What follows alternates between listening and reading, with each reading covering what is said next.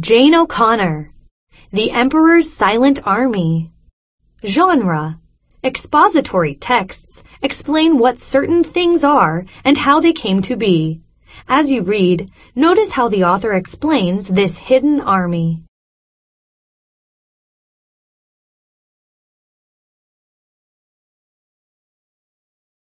Terracotta warriors of ancient China. Question of the week: what can we learn about the past by examining its relics? A strange discovery. It's just an ordinary day in early spring, or so 3 farmers think as they trudge across a field in northern China. They are looking for a good place to dig a well. There has been a drought, and they must find water or risk losing their crops later in the year. The farmers choose a spot near a grove of persimmon trees. Down they dig, 5 feet, 10 feet. Still no water. They decide to keep on digging a little deeper. All of a sudden, one of the farmers feels his shovel strike against something hard. Is it a rock? It's difficult to see at the bottom of the dark hole, so the farmer kneels down for a closer look. No, it isn't a rock. It seems to be clay, and not raw clay, but clay that has been baked and made into something. But what? Now, more carefully, the men dig around the something. Perhaps it is a pot or a vase. However, what slowly reveals itself is the pottery head of a man who stares back at them, open-eyed and amazingly real-looking. The farmers have never seen anything like it before. But they do remember stories that some of the old people in the 2,000-year-old terracotta figures were discovered in the countryside of northern China. The terracotta army was discovered when well diggers found the head of a pottery man like this one. No photographs were taken that day.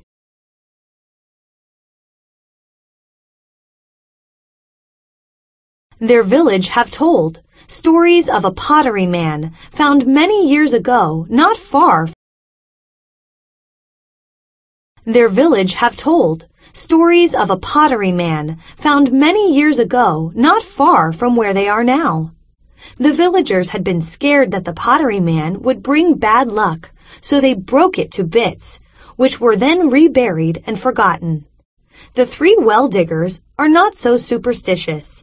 They report their discovery to a local official. Soon a group of archaeologists arrives to search the area more closely. Maybe they will find pieces of a clay body to go with the clay head. In fact, they find much more. During the weeks and months that follow, the archaeologists dig out more pottery men, which are now called by a more dignified term, terracotta figurines. The figurines are soldiers. That much is clear. But they come from a time long ago, when Chinese warriors wore knee-length robes, armor made from small iron fish scales, and elaborate top-knot hairdos. All of the soldiers are life-size or a little bigger and weigh as much as 400 pounds. They stand at attention as if waiting for the charge into battle.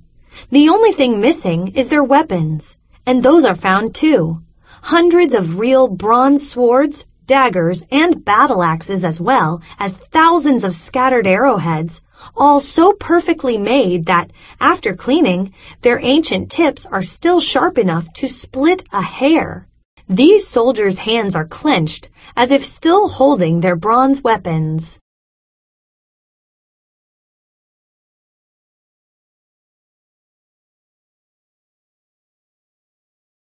Today, after nearly 30 years of work, terracotta soldiers are still being uncovered and restored. What the well diggers stumbled upon, purely by accident, has turned out to be among the largest and most incredible archaeological discoveries of modern times. Along with the Great Pyramids in Egypt, the buried army is now considered one of the true wonders of the ancient world. Spread out over several acres near the city of Xi'an, the soldiers number not in the tens or hundreds, but in the thousands, probably 7,500 total. Until 1974, nobody knew that right below the people of northern China, an enormous underground army had been standing guard silently and watchfully for more than 2,200 years. Who put them there? One man. Known as the fierce tiger of Qin, the divine son of heaven, he was the first emperor of China. Although more than 7,000 strong, the terracotta army is small compared to the emperor's real army.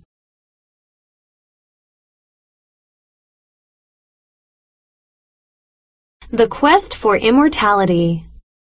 Before the time of Qin Shi Huang, who lived from 259 to 210 BC, there was no China.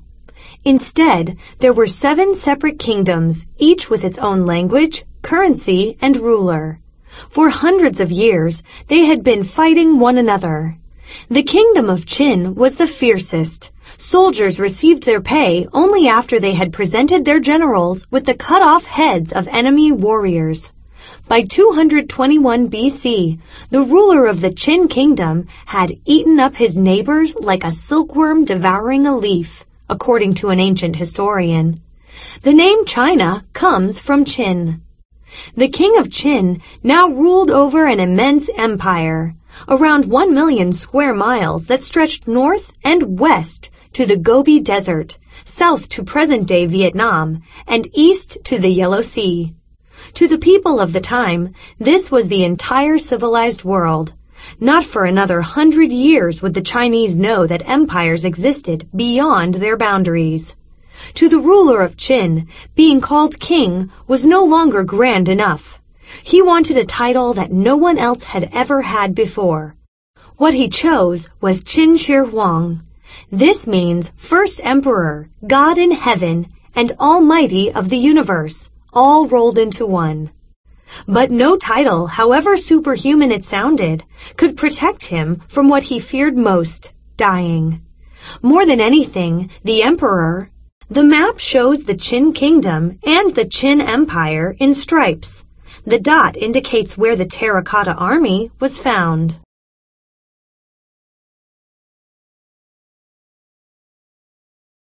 Wanted to live forever.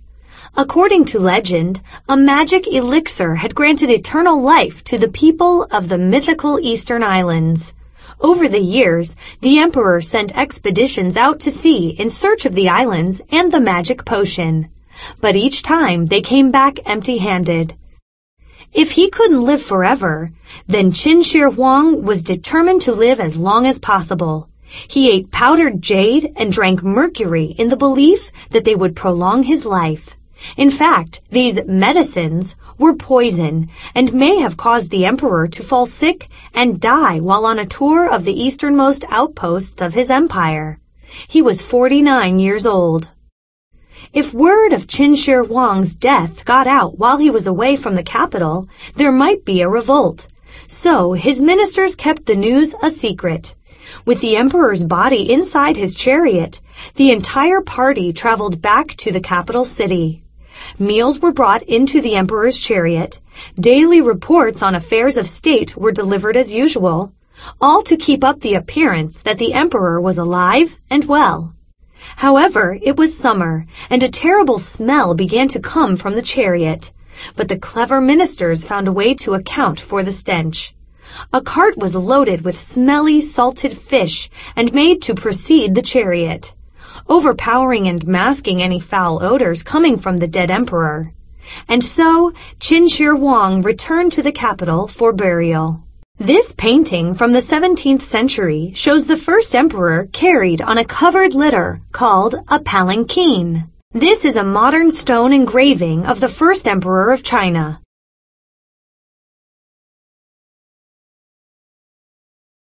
The tomb of Qin Shi Huang had been under construction for more than 30 years. It was begun when he was a young boy of 13 and was still not finished when he died. Even incomplete, the emperor's tomb was enormous, larger than his largest palace. According to legend, it had a domed ceiling inlaid with clusters of pearls to represent the sun, moon, and stars. Below was a gigantic relief map of the world, made from bronze. Bronze hills and mountains rose up from the floor, with rivers of mercury flowing into a mercury sea. Along the banks of the rivers were models of the emperor's palaces and cities, all exact replicas of the real ones. In ancient times, the Chinese believed that life after death was not so different from life on earth. The soul of a dead person could continue to enjoy all the pleasures of everyday life. So people who were rich enough constructed elaborate underground tombs filled with silk robes, jewelry, and precious stones, furniture, games, boats, chariots, everything the dead person could possibly need or want. Qin Shi Huang knew that grave robbers would try their best to loot the treasures in his tomb, so he had machines put inside the tomb that produced the rumble of thunder to scare off intruders, and mechanical crossbows at the entrance were set to fire arrows automatically should anyone dare trespass. The emperor also made certain that the workers who carried his coffin into its final resting place never revealed its exact whereabouts. As the men worked their way back through the tunnels to the tomb's entrance, a stone door came crashing down, and they were left to die, sealed inside the tomb along with the body of the emperor. Even all these measures, however, were not enough to satisfy the emperor. And so, less than a mile from the tomb, in underground trenches, the terracotta warriors were stationed. Just as flesh and blood troops had protected him during his lifetime, the terracotta troops were there to protect their ruler against any enemy for all eternity. Buried soldiers. Qin Shi Huang became emperor because of his stunning victories on the battlefield. His army was said to be 1 million strong. In every respect except for number, the terracotta army is a faithful replica of the real one. So far, terracotta troops have been found in 3 separate pits, all close to one another. A 4th pit was discovered, but it was empty. The entire army faces east. The Qin kingdom, the emperor's homeland, was in the northwest. The other kingdoms that had been conquered and had become part of his empire lay to the east. So Qin Shi Huang feared that any enemy uprising would come from that direction. The first pit is by far the biggest, more than 2 football fields long, with approximately 6,000 soldiers and horses. About 1,000 have already been excavated and restored. None of the soldiers in the army wears a helmet or carries a shield, proof of the Qin soldiers' fearlessness. But the archers stationed in the front lines don't wear any armor either. They needed to be able to move freely in order to fire their arrows with accuracy. And so these frontline sharpshooters, who were the first targets of an approaching enemy, also had the least protection. Following the vanguard are 11 long columns of foot soldiers. This diagram shows the 4 pits that have been discovered. Only 3 contain terracotta figures.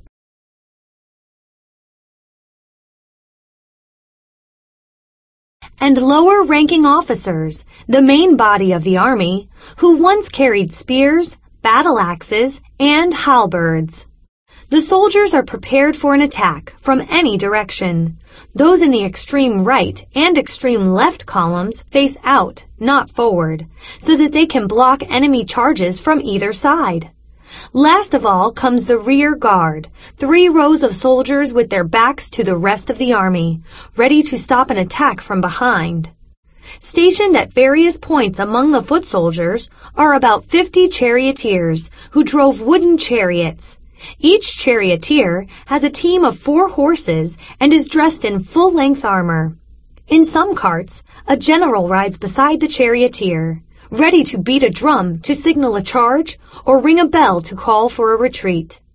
The long rectangular arrangement of soldiers in Pit 1 follows a real battle formation used to defeat real enemies in ancient times. It is called a sword formation, with the frontline archers representing the tip of the sword, the chariots and the columns. In Pit 1, 3 rows of unarmored soldiers are followed by the main body of the army. of foot soldiers forming the blade, and the rear guard, the handle. Pit 2 is far smaller than Pit 1. With an estimated 900 warriors of all different ranks, Pit 2 serves as a powerful backup force to help the larger army in Pit 1. There are also almost 500 horses, about 350 chariot horses, and more than 100 cavalry horses. The terracotta horses are Mongolian ponies, not very big, but muscular and full of power. With their flaring nostrils, bared teeth, and bulging eyes, the chariot horses all look as if they are straining to gallop across a battlefield. The mane of each horse is trimmed short and its tail braided. That is so it won't get caught in the harness.